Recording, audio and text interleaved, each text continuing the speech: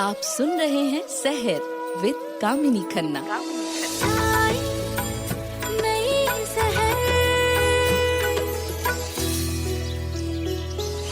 ओम देवकी नंदनाय विद्महे वासुदेवाय धीमहि तन्नो कृष्ण प्रचोदयात्।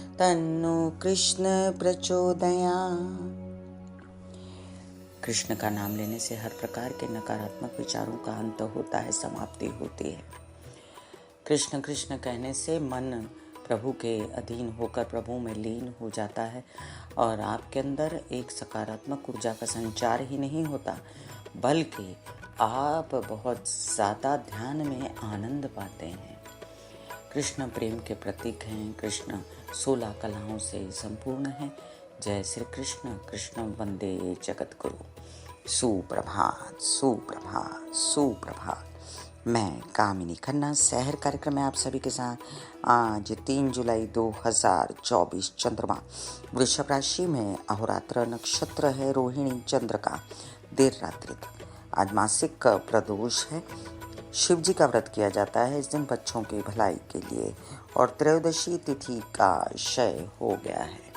थोड़ी ही देर में हम मेष से लेके मीन राशि पर क्या असर हुआ आज के ग्रह नक्षत्रों का हम जान रहे थे कि शनि वक्री होने पर उसका द्वितीय चरण में क्या प्रभाव होगा, चर्चा करेंगे हम। मेष राशि। कार्यों में वृद्धि तो होगी लेकिन कठिनाइयां बड़ी आएंगी, भाग दौड़ करनी पड़ेगी। पिता के सहयोग से ही काम होगा, उनकी तबीयत का ध्यान रखना पड़ेगा। कार्य क्षेत्र में आप संभल के कार्य करें। वृषभ राशि। आपके लिए शनि महाराज जो हैं भाग्य भाव का भी आपको असर दे रहे हैं, तो याद रखिए आपका नसीब फिर से जागने के लिए आप कुछ काम करेंगे। पिछले जो काम आप भूल गए थे वही काम दोहराएंगे आप और फिर एक बार तैयारी करने में जुट जाएंगे। यात्राएं भी सफल हो सकती हैं। मिथुन राशि। तबीयत पर ध्यान दीजिए। कोई मानसिक झटका या ऐसी कोई बात जिसको आप ठीक नहीं समझते तबीयत के लिए, तो आप अपनी पूर्ण तैयारी रखिए कि आपको एक्सरसाइज, योग, मेडिटेशन करना है। गलत खान पान नहीं करना है। विवाहित जीवन के साथी के साथ आप अनबन ना करें। कर्क राशि। आपके लिए कई सारे काम विवाहित जीवन के संबंधों से बनने वाले हैं। उनके और व्यावसायिक जीवन के साथी की मदद से आपके व्यवसाय में वृद्धि होगी और आप उनकी समझ से चलें तो नए नए कार्यों में आपको सफलता मिलेगी। सिंह राशि। लोन्स मिल सकते हैं जो कि बड़े दिनों से पेंडिंग थे, या आप पा सकते हैं नौकरी जो आप चाहते थे। आपकी बड़ी स्लो प्रोग्रेस है लेकिन है, साथ में आपके मामा पक्ष से सहयोग। कन्या राशि। मानसिक बेचैनी अब खत्म। बड़े सारे विचार हैं दिमाग में, ये भी करूं वो भी करूं, लेकिन हो पाएगा एक आध काम, जो कि अच्छी बात है। याद ये भी रखें कि ये एक अच्छी मूवमेंट है शनि की, जिसमें आपके बच्चे और आपकी भी उन्नति होती है अध्ययन, विद्या, पढ़ाई में भी। तुला राशि। शनि वक्री हुए तो अब सोच रहे हैं आपके रेनोवेशंस वगैरह जो छूट गए थे, प्रॉपर्टी से रिलेटेड मसले, माता की तबीयत का कोई मसला था तो वो पेंडिंग हो गया था, तो अब उसके ऊपर आप कार्य करेंगे। वृश्चिक राशि। कई सारे काम आपकी यात्राओं में अधूरे रह गए थे। आपको छोटे भाई बहन का भी ख्याल आ रहा था कि उनके लिए मैंने कुछ नहीं किया, वो भी करेंगे। वहीं पर आपके नए नए कामों में आपको उन्नति मिलने वाली थी जो आपने नज़रअंदाज करके आगे के काम ले लिए, अब उनके विषय में भी आप सोचेंगे, उत्साह बढ़ेगा। धनु राशि। अब परिवार के विषय में सोचना शुरू करेंगे। आपको उन पर थोड़ा बहुत खर्च भी करना पड़ेगा। ये भी देख लीजिए कि आपकी बोलचाल की भाषा कटु कड़वी ना हो। पहले ही कड़वी है, ज़्यादा कड़वी हो गई तो समस्या उत्पन्न होगी, धन का नाश होगा। मकर राशि। अपने विषय में सोचेंगे, आपको अच्छी बात है।